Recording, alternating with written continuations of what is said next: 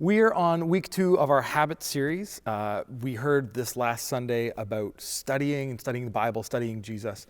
Paul, what is it we can do to develop this habit of study? Yeah, it's a great question because it's something that we all want to do. We want to be able to read the Bible more, but it's so hard. And it's, I can certainly speak from experience. It's not something that has always been really easy because sometimes we get lost in it.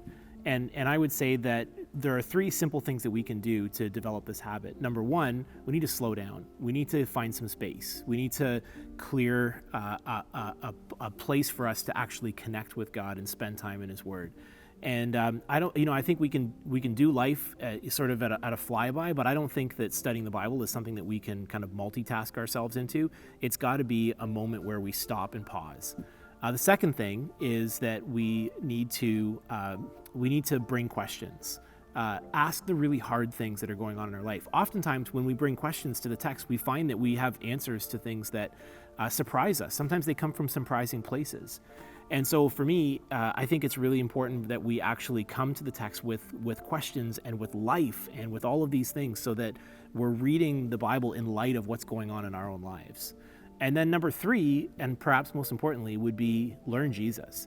I think in the midst of all of this, we should be looking for Jesus in the Bible every time we sit down to read.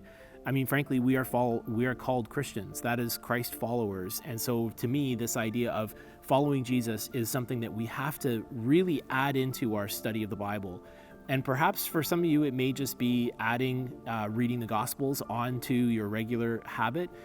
But for me, it's about finding Jesus in the context of everything that we're reading.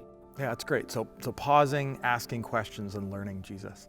And if we were to give one thing, if people didn't yet have a framework or a study Bible or a way to kind of start in the text, what would be one resource we could give them to build this habit? Yeah, one of the things I would use is something that the Bible Project produces, and it's called Read Scripture. It's an app that's put out by the Bible Project, and it is absolutely a fantastic app that gives you resources. It gives you a way to read through the Bible in a multimedia kind of way. So there's videos and different things that are added to the text, but it allows you to read through on a regular basis, and really getting into the Word is what it's all about.